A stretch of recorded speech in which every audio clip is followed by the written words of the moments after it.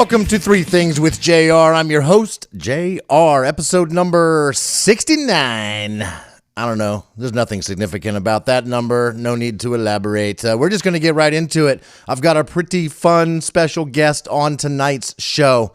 I tried to reach out to a couple people and, not quite surprise them, but see if they were interested, and they didn't either have time or it was too late at night. I'm recording this pretty late on Sunday night, August 8th. But, and then I saw this name pop up on Facebook, and I'm like, yeah, that guy's probably up. We'll see if he answers. And I called Alex Castagne. He is a comedian. In fact, right now, that's all he's doing. No other daytime job or nothing. He is all in on comedy, living in D.C. I first met him at the Southern here in Charlottesville. He was hosting the open mic the very first time I ever did comedy, and he brought me up and introduced me as a really funny guy, and then I set the audience straight on that. We actually talk about that here in the interview, but I have considered Alex a friend ever since. He's also a drummer, really into music, really into comedy, deep thinker, as well as a very he's a dark comic. Some of his jokes go into some pretty dark places that most people don't explore that part of their mind, but he goes there, and he's a thinker, and I've enjoyed the comic hangs that I've had with Alex, hanging outside of the Southern after the open mics, going out to Applebee's to eat dinner, and hang out with other comics after the show, and it's always fun. He's always on. I have never seen him not be kind of on 100%, looking for the funny in everything. And so it was a pleasure to talk to Alex Castagne tonight. That's coming up here in a bit. First, I want to give you my three things. Thing number one. The Warmth of Other Suns is a book I've spoken about here on this show multiple times. It was a recommendation by my mother, and I have literally, as of today, like 2 hours ago, I finally finished listening to the entire audiobook. It was one of those books that is so good that I almost felt like I shouldn't be listening to other things until I have finished and completed The Warmth of Other Suns. Like, I shouldn't listen to the news or the podcasts or comedy or music. I have an opportunity to listen to The Warmth of Other Suns. I should be doing it. And I didn't do that. That's why it took me several months to finish the book. But I'm finished with it now.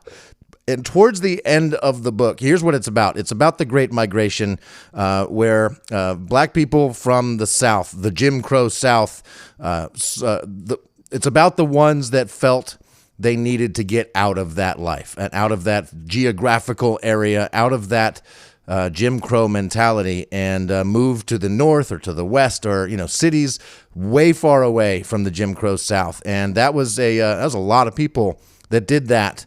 And this book focuses on three specific people that did that. And towards the end of the book, one of them is back in their hometown and is eating in a diner that previously, before, back in the 30s or 40s, was not allowed to eat in this diner. This was completely off limits as a black person. And he remembers how he kind of dreamed of just eating a meal in a diner that he was forbidden to eat a meal in as a child growing up in the South. And when he came back as a much older person, 50, 60 years later, and walked in, sat down, and ate a meal without any kind of incident whatsoever, which was unimaginable when this person was a child, it struck this person. And here's the quote I got out of it that seems, I don't know, it hit me. And the quote from the book was that this person thought to themselves, how could it be that people were fighting to the death for something that in the end turned out to be so ordinary? And you really get the feeling of that in this book, is that the racist South of the time, and there's probably still some of this going on now, but it's just the basic ordinary things that white people take for granted was forbidden, to the point where people died over it. Just think about that. Riding in the backseat of the bus, eating in a diner, just having lunch was just not allowed because the people were the wrong color. And it just it sickens me that it was that way, and that there might still be people that feel that way. You know, it just hit me hard, and that hit me deep. And so there you go. How could it be that people were fighting to the death for something that in the end turned out to be so ordinary? All right, let's do another thing here. Thing number 2. So there, Jack White, you've heard of him, right? Jack White, the White Stripes, prolific musician, hell of a guitar player, hell of a songwriter. On his album with the White Stripes called Elephant is probably the most famous Jack White song with Seven Nation Army. But on that same album is another song called Ball and a Biscuit, which I think is even better. And it's a dynamic song. It starts off really just groovy, bluesy with a very basic minimalistic drum beat, and then it explodes into some shredding guitar. The lyrics, I don't know if they're supposed to mean anything. I certainly don't get anything deep out of them. They're probably not supposed to, right? It's just, I mean, Jack White writes so many songs. How can they always be deep and meaningful? It's probably not possible. So, no, with this one, it's really all about the bluesy vibe. And when it just starts, I stop what I'm doing and I just groove to it, and I love it. Today at band practice, we were rearranging an old song called Are There Saints in Hell, which is actually out. We put it on an album, we recorded it, and we've really only ever played it as an acoustic song called Are There Saints in Hell. And it's kind of a dark song. Gary wrote it during the Trump era, right? So it was inspired by by a pretty bad couple of years there. Here's a sample, actually. Here's what we recorded as the acoustic version. Here's just a little bit of it here. Are the saints in hell? Are the saints in hell? Are the saints in hell? Are the saints in hell? Searching for the shred of glory from a place that we knew so well, pushing hate to make us holy. Are the saints in hell? So I'm just going to lower the volume on that, and we'll let it play in the background while I tell you what happened with this song today at band practice. We wanted to rearrange it and electrify it, right? It's only ever been an acoustic song, but we really wanted to throw an acoustic guitar, full drums, bass, everything at it, and see how we could rearrange this song into something that is a little bit more fun without losing the darkness of it. And we tried out several different ideas. Gary's like trying different riffs, and I mean, we did okay. They were great, but none of these new versions, we were just trying stuff out, just throwing stuff at the wall, see what sticks, and none of it really did. But then Gary did some sort of throwaway riff on his guitar that reminded me of Ball and a Biscuit. And so I was like, hey guys, stop for a second. Let me play this song for you. And I played him the first couple minutes of Ball and a Biscuit.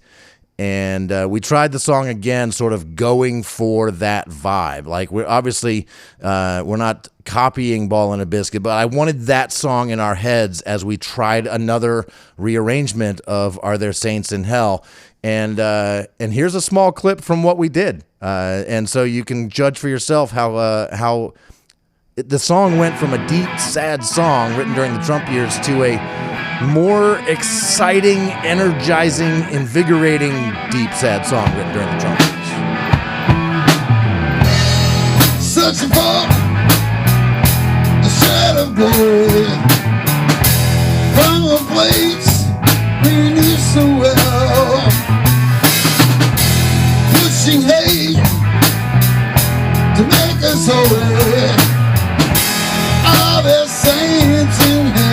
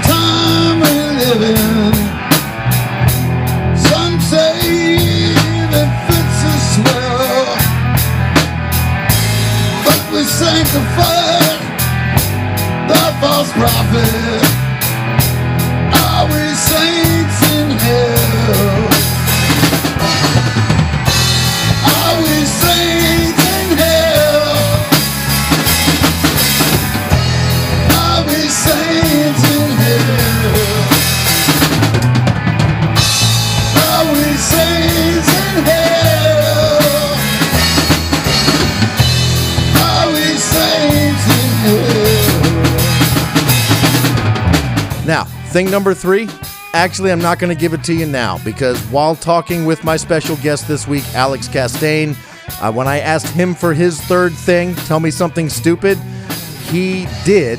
And then he's like, well, you tell me something stupid. So I gave away my third thing in the interview with Alex Castagne. So you're going to have to stick with the show until that happens to hear my third thing. So coming up right after the break, my interview with Alex Castagne, fellow comedian, and it's going to be a lot of fun. See you back here in a minute.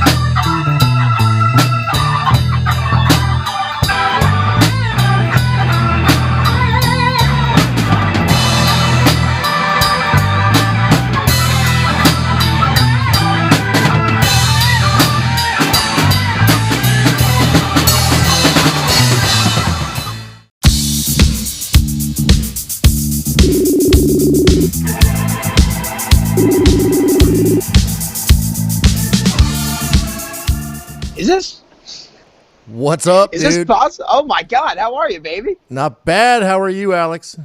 Good, man. Is this a radio thing? What's going on? Did I win something? A car or something? Oh my gosh, how did you know?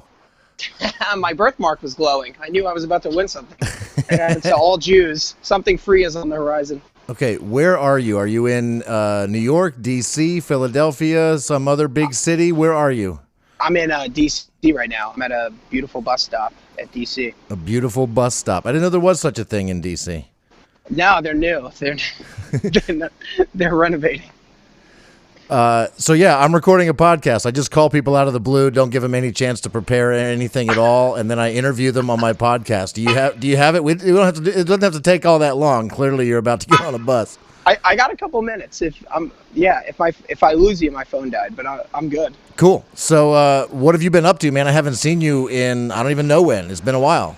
It's been a minute. I haven't seen you since October at Keswick. Is that when you did the show right at Keswick Vineyards? Yeah. I haven't seen you in a minute. Yeah, I've just been just doing comedy. I don't have a job. I am exclusively doing. It's not paying the bills, but it's all I'm doing. It's not paying the bills? Oh, come on. No, it is not. But I mean, it's paying like small bills. Like if I get a ticket, I could probably pay it off. That's the bill comedy's paying, not rent. But yeah. Yeah. Like an Uber. Yeah. Are you living in DC? Mm-hmm. I'm in DC proper. I'm not one of those posers that lives in fucking Fairfax and says they live in New York City. That doesn't happen with any other place. I've never met someone in Hoboken that says they live in Manhattan. That's funny. I grew up in Northern Virginia in Falls Church, which is nestled between Fairfax and Arlington. And we get very protective of Falls Church City because it's this little 2.2 square mile city that's not Fairfax, it's not Arlington, but there's like a bigger mailing address, and people will say they're from Falls Church, but they don't live in the little tiny city. And I'll be like, did you live in the city or did you just have a Falls Church mailing address? You're like the Falls Church like bouncer. You're like, can I see your ID, please? Yeah. Yeah, I like Falls Church. We do, there's a show at State Theater there that I really like. Oh, dude. Can you get me on that show? Come on. Well, is this how you get booked? You ask for I call spots? people, I'll put you on my podcast if you'll get me on a comedy show. It seems like an even trade. Yeah, exactly. It's like, look, man, I'm taking the bus. I don't have much leverage in this situation. I mean, the State Theater, that used to be, when I was growing up, that was like $1 movie theater. I would pay $1 to go see like The Princess Bride, Dirty Dancing, The Color Purple. Like these were movies that were just out of like normal theaters. These were like their second life as a movie before they went to videotape. Sure. And man, I have a lot. My first kiss happened in the State Theater. Yeah. I saw the plaque. Yeah. It's kind of a big deal. Smooched here. We were in the balcony. Oh, very nice. Lincoln style. Very nice. Holding hands watching Dirty Dancing. Oh, don't put JR in a corner, man. I was a freshman dating a senior. Oh my Lord, isn't that the hottest shit ever? It lasted for about 30 days. Then it was like, I think she was done with me after that. That's fine. Look, they run through us. Don't worry about it. That's okay. So are you like hitting mics every night? Is there enough comedy to do in DC these days? Monday through, I'm on 1%. I might lose you, but Okay. I'm gonna stick with you until then. But Monday through Wednesday is a little dead. But then Thursday, Friday, Saturday, Sunday, I try to hit like 2 a night. But the thing is, there's no mics. It's all book shows. So it adds this like weird feeling of like, can I work on new here? Like, where can I work on new? Because it's like the crowds here are insane. It's like 60 to 100 people each show. So it kind of adds this like weird pressure where I'm kind of afraid to try new shit. But Do you take new shit and sort of nestle it between a couple solid bits? Yeah, or like I'll just run it by friends enough to where I'm like, this is gonna be all right. Yeah. Like, if I have a joke where I kind of have to like open with it or shit like that. That's the thing though. It's like if the crowd's hot, you get away with a lot more shit. So like, as opposed to like doing a show where it's 10 people, if you're doing new, it really has to be placed strategically. Otherwise, you could lose them. But with a hot crowd, you get more freedom. All right, since your phone's about to die, you're about to get on a bus. We're gonna do my podcast is called 3 Things with JR, and I'm gonna ask you for 3 things. Thing number 1, give me some sort of deep thought, an epiphany, something deep that'll make people think. Oh shit, that'll make people think. Oh my god. Some revelation you had recently, anything like that. Oh, that is a really good one. So I read this book where it was Slaughterhouse-Five, and it was this like new way of thinking about things where it's like, let's say. And his phone is dead, everybody. I have no clue if he's going to call me back, but I believe he is gone. So just as we were getting into the 3 things, damn it, Slaughterhouse-Five, that's all we got. A new way of thinking about things. I have no idea what that was going to be. But we'll see if he calls me back. Stay tuned.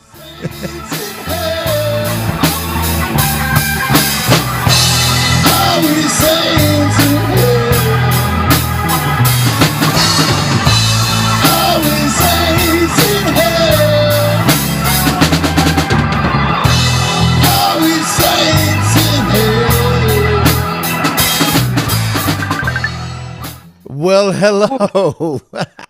What a journey. What a journey. Woo! You know, I almost apologized, and then I was like, he called me. What am I?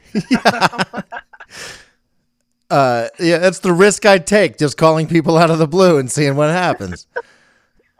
What if on the podcast I got mugged? Like, you see, I'm talking, and then I'm getting mugged. Oh my gosh. Could you imagine? It would have to become like evidence, right, for the police or something. Yeah, like that Curb episode.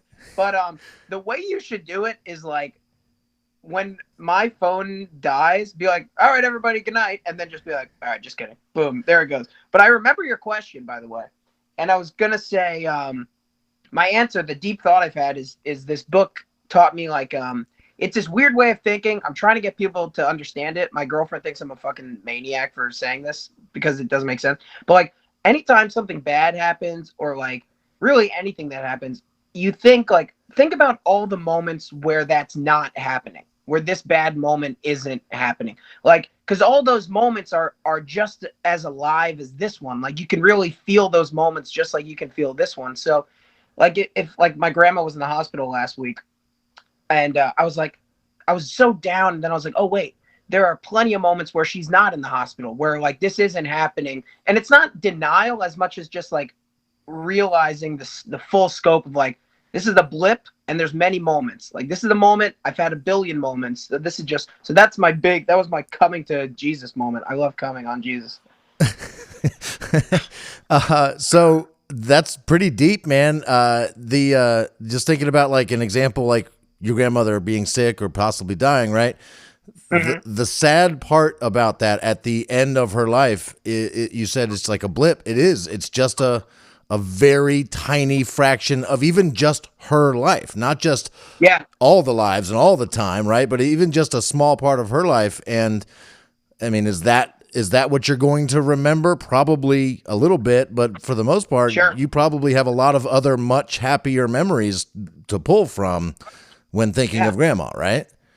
That's exactly right. I mean, that's it. It's not like it's a movie where you just like when you read a book or a movie, like the ending is important and it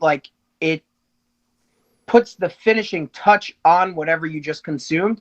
But what you remember is like the middle, like the journey and like everything that went through it. And like those are just moments. So it's like it's so easy to feel like any one moment is your whole world now. Mm-hmm. But it's like it is just a blip. And it's almost like a lateral movement to like all, this will pass too. But that's a little like dismissive too, because it's like, yeah, these are passing, but it doesn't mean they're still alive. Like these moments are still alive. Like the way I'll say this, and this is a little crazy, but in the book that there are aliens and that this is how they perceive time. So when they see humans, they see us as like these 1,000,000-foot long centipedes where like at the beginning there's baby feet and at the end it's old people. They see it like I don't even know how to describe it, but like that's a good way to imagine it in my head where I'm like, think of all the moments where this isn't happening. Like if you have a shitty set or if you do this, you're like, think of all the times where I'm not bombing on stage. There's a lot of those. Like I'm sleeping. Like there are moments where I'm just asleep. That's not bombing on stage.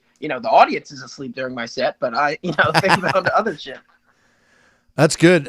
When you, it made me think of that quote. It's probably not going to be a perfect recreation of it, but the quote where I may not necessarily remember exactly what you said, but I will remember how it made me feel. Yeah, right. I love that quote. Yeah, because I first heard that quote in the context of like how you interact with people. Mm-hmm. It's like people aren't going to remember the words you said, but they're going to remember like almost Pavlovian when they look at you. I felt this way predominantly. Yeah. So that's so big. That's so big. And those feelings will stay with you long after the specific words or thoughts or actions or events, right? The feelings will always be there. I love that, man. I think that's how like love is built. Like you see this person enough times who has made you feel a way where you're just like, this is love. Like this person has made me feel, maybe I'm a sociopath because it's all about me, but I'm like, you have made me feel so good so many times. I love you. That's how it works. I love it, man. That's awesome. When after you were gone, I figured I wasn't sure if I was going to get to if you were going to call me back or not. So I went and Googled Slaughterhouse-Five. I knew nothing about the book at all. So I was reading the Wikipedia page and just getting an idea of what it was. I was going to comment on it a little bit, and I was going to title the episode of the show "So It Goes." Oh yes. Yes, that's exactly. Yes, that's so. I can't believe you picked that up from Wikipedia. Yeah. So it goes. That was like the thing. I don't know if it said this in the Wikipedia, but the Tremalfadors, the aliens, anytime someone dies, they just go, so it goes. So it goes. It's not a big thing to them because they know that person is still alive in so many moments, which is so big. It really transformed my life. Now, if you could just send this to my girlfriend, it'd be huge. But I'm going to send it out to the entire world on Facebook on Sunday or on Tuesday, and I'll tag you in it, and you can. I love it. Thank you. That's great. All right, so that was question one. What else we got? Thing number two. Tell me about what are you listening to? Give me a band recommendation, a song recommendation. Like what are you listening to right now? That's a great question. So I'm a creature of habit. Like I've been in my little classic rock cave for almost 10 years now. And I leave very little. I mean, right now I'm going back into Bruce. I absolutely love Bruce because I never gave, even though I'm a huge fan, I'm pulling up my Spotify, even though I'm such a big fan, I never gave Born in the USA a good run for its money because I hate the song Born in the USA so much. Oh. But I just don't like anthems. Like I'm not like Queen's my favorite band. We Will Rock You is my least favorite song. Like I don't like because they just get overplayed and this and that and the other. But yeah, right now I'm going on. I'm a big Bruce guy at the moment. And then what do I have in my on repeat thing that I got to tell you about? I wish, dude. Anytime someone asks what I've been listening to lately, it's mortifying because it's like the same thing from fucking 9 years ago that I haven't moved on. Um, I really like this lady Mitski. I like a lot of her songs. I've been getting into Sonic Youth. That's been a lot of fun. Sonic Youth, huge, wildly uh, inspiration or they inspired so many artists and they were so big for their time. Yeah. And what else? Oh fuck. I can't say I've ever listened to Sonic Youth. Is that like my thoughts about them is that they're like a punk band. Is that accurate? Are they punk?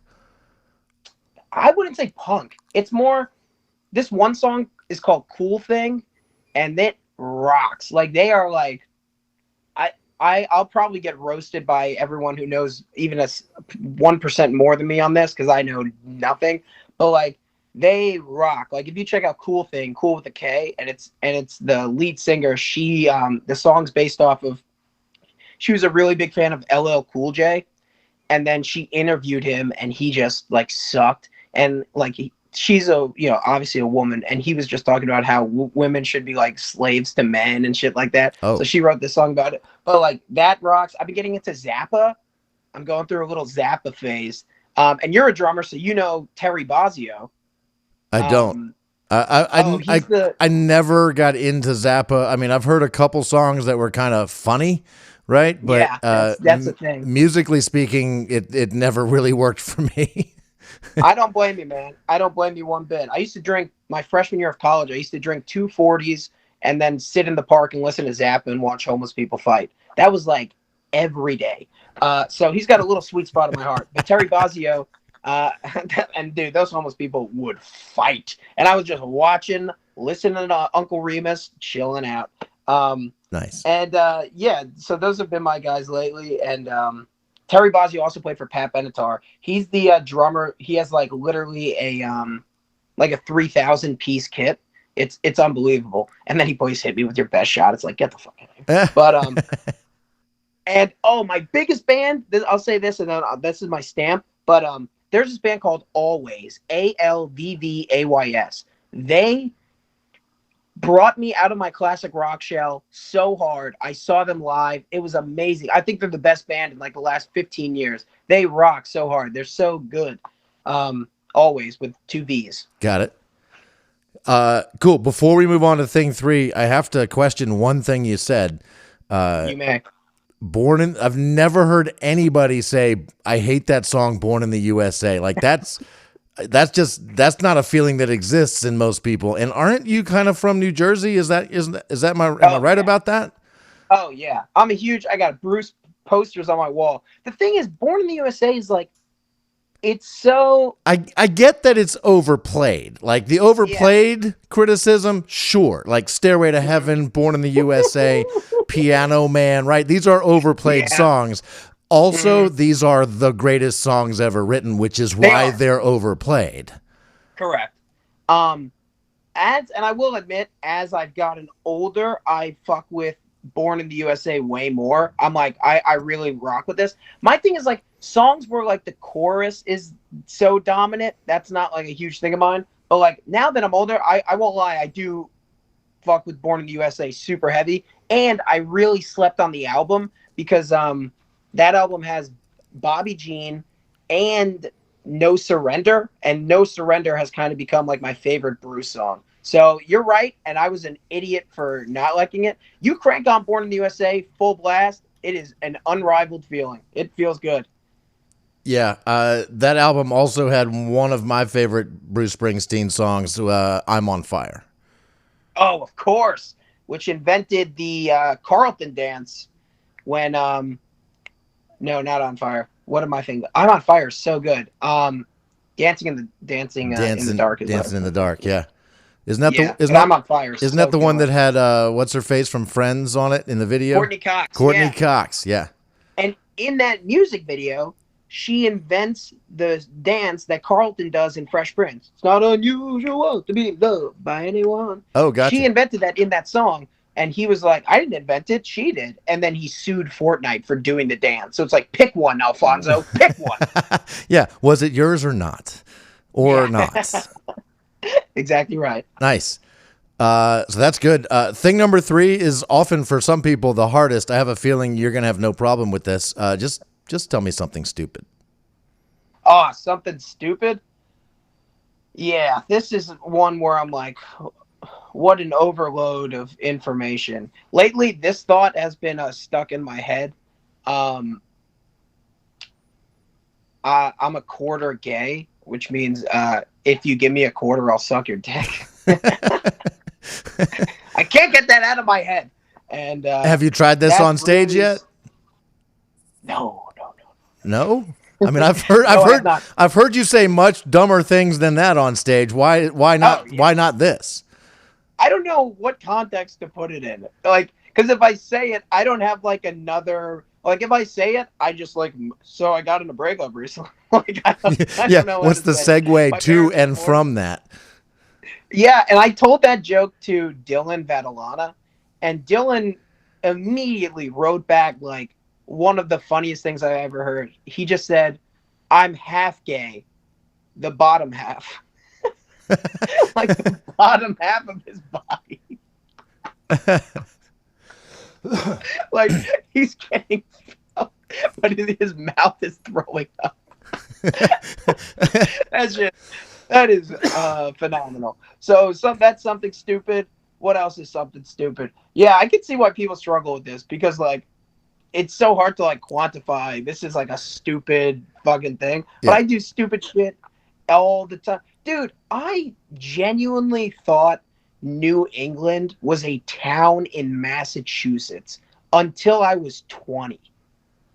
I thought you could go like it was a place you could. I live in New England and it was a town. Yeah, it's like 60 miles east of New York, right? It's New England.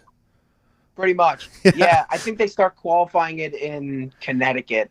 Some people don't. No, but I mean, I can see why. I mean, there's New Jersey, there's New York, there's New England, right? Like that, I could see that. Yeah. Like there's a state, a city, and there's just some county up in Massachusetts called New England or something. I can see where a young kid, just hears that one way sometime, right? Yeah. That it just, I guess that's what that is until you find out the truth. Well, I'd like to inform you that you're the first person to have my back on that because everyone else really let me have it. Because I don't know, I can't even go into it. So yeah, that's a fucking dumb thing of mine. What's something stupid on your end? What do you got? I mean, so far you've given me 2 great dumb things, so that'll work. I've noticed on trucks, 18-wheelers recently, 3 different signs, and one of them I have to go check. I can't remember it. So 2 different signs that made me go, huh? What the hell?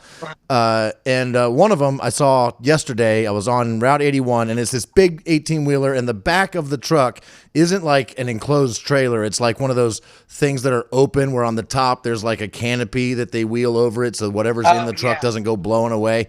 But it's like a dirty, grungy looking truck, right? And it doesn't have any advertisements anywhere on the truck. You have no idea what's in there. But on the back of the truck, one big word, inedible. Like, it never occurred to me that there would be anything edible in that truck. Yeah. But now that you've told me that whatever's in there is inedible, I'm very curious what's going on in there. What is it that people are mistaking for food that you need to make sure they don't eat it? Yeah, that's the thing, too. Inedible means something that you would think is edible to where you have to specify it's not. Yeah. Like, it's not bricks. There's some decoy shit in there that is confusing. Right. Yeah. Like, yeah, exactly. If we didn't put this sign on here, we might get sued because somebody was going to eat the shit that's in the back of this truck. So we got to put this. The lawyer made him put the sign on it for sure. Yeah. So, but also it's like, who are these warehouse workers that are just known to eat shit out of the back of trucks? Like, what are you doing? Like, who is that for? We need to pay them more if they're trying to eat whatever's in the back of this truck. Yeah. Like, that's so crazy. Honestly, it probably is edible shit, and they don't want to lose half of their product to people eating it. Yeah. They're trying to cut their losses. What is it? There's a term for what you lose to employees. Cost? Yeah, it's like, oh, there's a word for it. Like what you lose to employee theft. Oh yeah, yeah, I know what you mean. I don't know, workplace theft. But yeah, Yeah, it happens. they budget that in too. Yeah, no, they have to. They especially restaurants and stuff with food. It's just so easy to not know until it's too late that Yeah. stuff is gone. So crazy. Yeah. And it's funny. It's hilarious to me that you saw that truck, because the third stupid thing I was going to say is that I've been thinking recently, dude, I don't know what it is, but I've been driving a lot lately, and more than I've ever seen in my life. I've seen so many caution student driver bumper stickers. Like I'm saying, Wait, like 1 out of 8 car. I'm like, what? You too? Yeah, no, seriously. I've seen that like 5 or 6 times in just the past couple days. And not just the cars with like the sign on the roof, but like stickers on the back, like forgive me forgive me or forgive us, student driver, like bumper stickers that says student driver at the wheel. Like I've seen that more often. Like that's so crazy that you bring that up, but I've definitely seen that more. Because I'm always driving, and it's like that used to be like every now and then I would see one, and you zoom up to see the girl behind the wheel freaking out or whatever. Yeah. And that was fun. But now I'm like, was there some trend or like what? Because there's so many now that I'm just like, something prompted this, or maybe it's because maybe it's COVID. I don't know. But I thought, how funny would it be to put one of those on the back of a hearse? Like caution. Hearse driver in training. Yeah, exactly. Baby on board. Oh boy. Oh.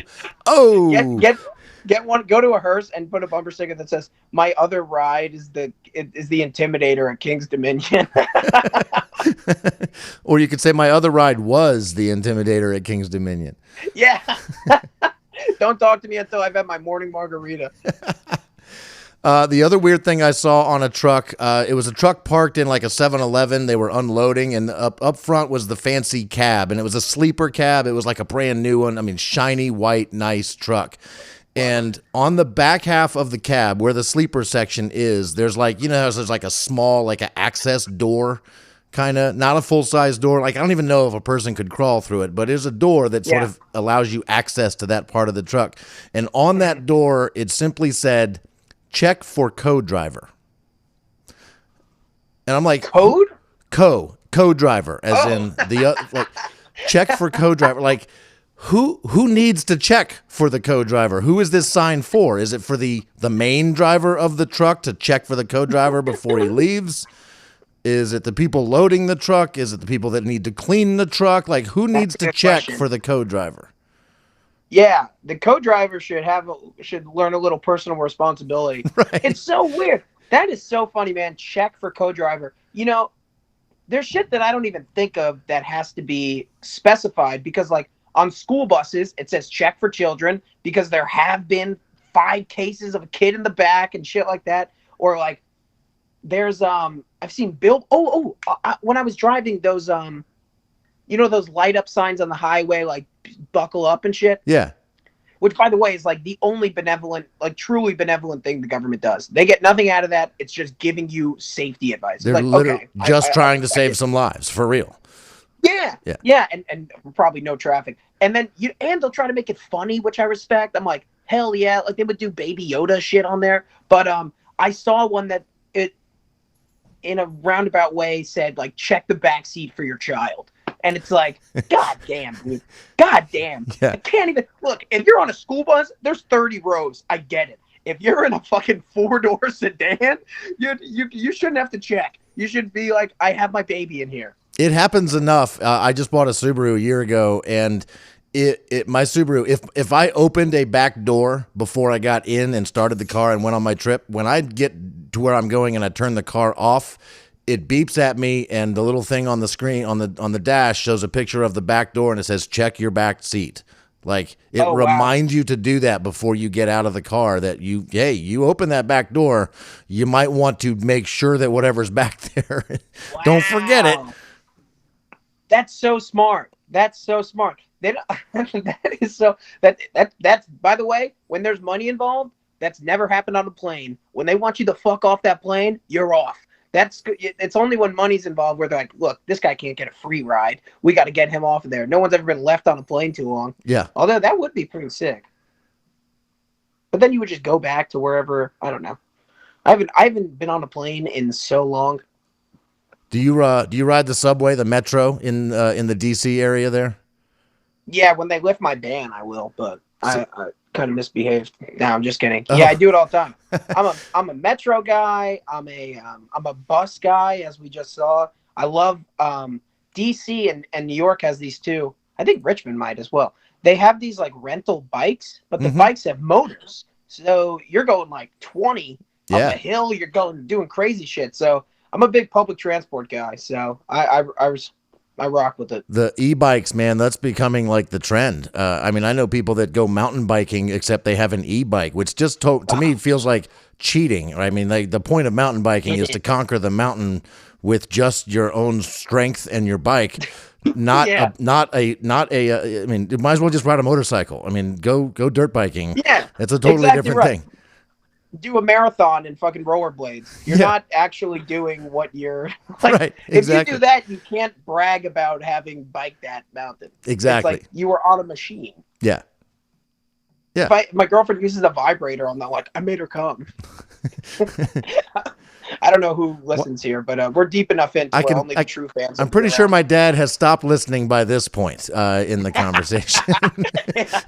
If not, Mr. Stoffel, I apologize, of course. You've raised a wonderful boy. I don't think he made it past when you said, I love coming on Jesus. So I think that probably where we lost him right there. My mom, however, she's still with us. So my grandma is like the most.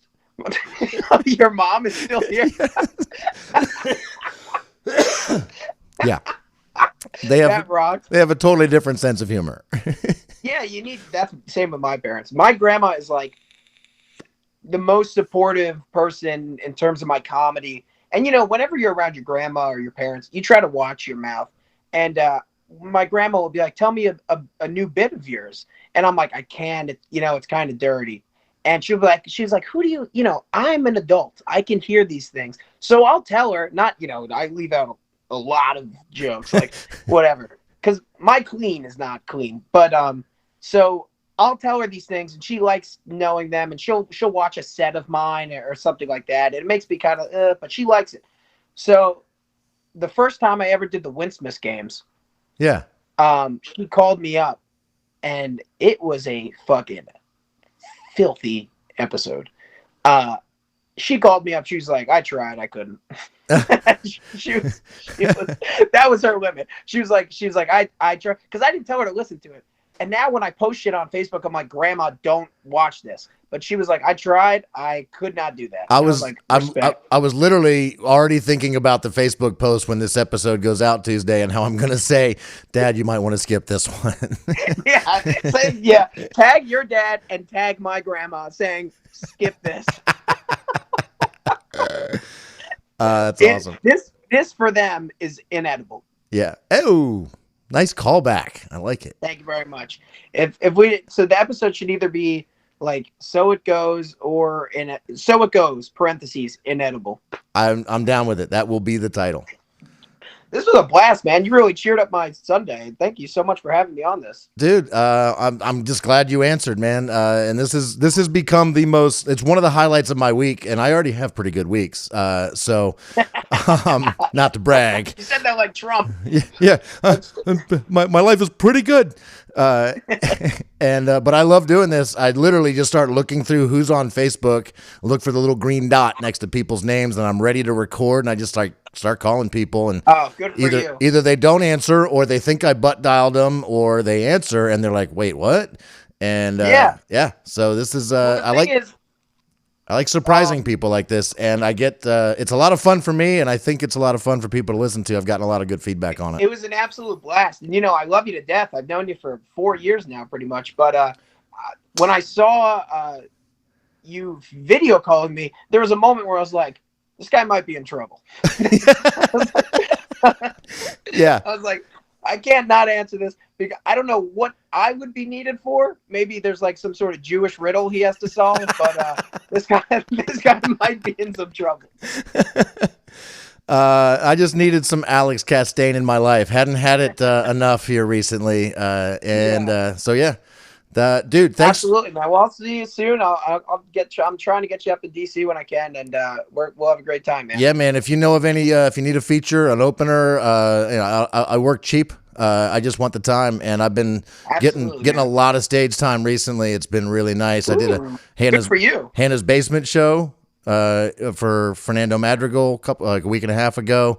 A bunch of open mics. I hosted Chris Allen's album release at the Southern on Friday. Oh, you hosted that? I hosted. That's right. He said you had a hot one. Yeah, dude. I did 10 minutes. Felt good, man. It's been a lot of fun. Like it's finally like back. Like enough opportunities to do it on a regular basis that I feel I'm finally actually working on it again. And it's been. I'm so happy to hear awesome. that, man. I'm so happy just to finally feel that back feeling. You got to host at the Southern, which is the first place you ever did comedy, and now you're hosting a huge show there. That's amazing. Yeah. And actually, you were the host the first time I did comedy at the Southern. I was. That's my biggest credit. That's right. True. I did that. That was a great night, man. I'll never forget it. You were recording with an iPad. Yes. And I'll never forget. I brought you up, and I was like, "This guy's a very funny guy. Give it up for JR." You get on stage, you're like, "He doesn't know me. He doesn't know I'm funny." I'm like, why would you try to convince the audience immediately that you're not funny? I thought it might actually be funny to say that. Like, he just totally lied to you, everybody. I wish there was a video of that. There might be. Oh, there totally is. I mean, I posted it on Facebook like the next day because my set went well enough that I wasn't embarrassed about it. Like, I told nobody that I was doing it. And my girlfriend knew, but only because I told her after I knew she was going to be out of town doing a horse thing. Like, I did not want her there. Wow. I didn't want family, friends, coworkers, nobody to even know it was happening until I had not fully embarrassed myself. And I got enough laughs that I was like, okay, I'm going to do this again. That was fun. I want to share this out. I put it out. I don't even know where it is, but it's out there. Well, you did it the right way. The amount of people that invite people to their first set, it's so crazy to me. I made the mistake. I brought 2 or 3 people, and it was so brutal. But, like, you do it in silence. Like, it's like Fight Club. Like, you go out to this fucking bar, you do your thing, and then you did it the right way. Good for you. Yeah. And now look at you, fucking hosting shows there. There you go. Dude, it's been great. Bless you, my friend. Thanks for answering and killing it. This is going to be a fun episode. I can't wait to put it out on Tuesday. I'll tag you in it. And thanks, man. Absolute blast. Thanks for having me, JR. Take care, Alex. Peace. See you.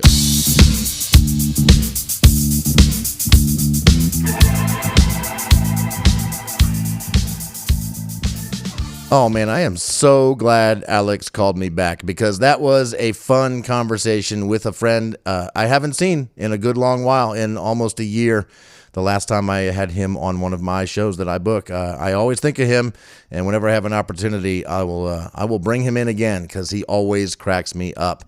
He's a fun guy to talk to. So hope you enjoyed listening to Alex Castagne and me yucking it up, getting deep, getting stupid, and having some fun.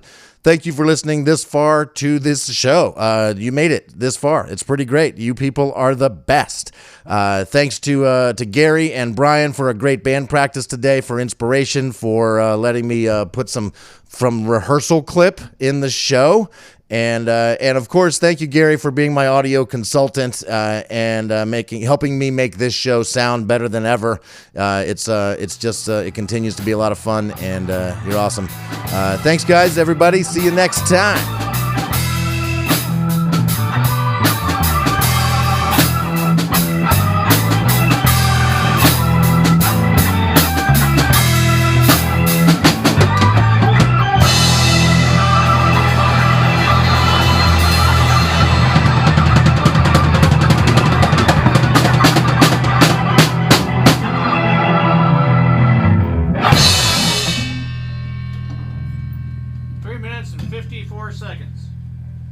Prediction or no, that's what I timed it on when you started playing your guitar. Well, that's the cut right there, babe.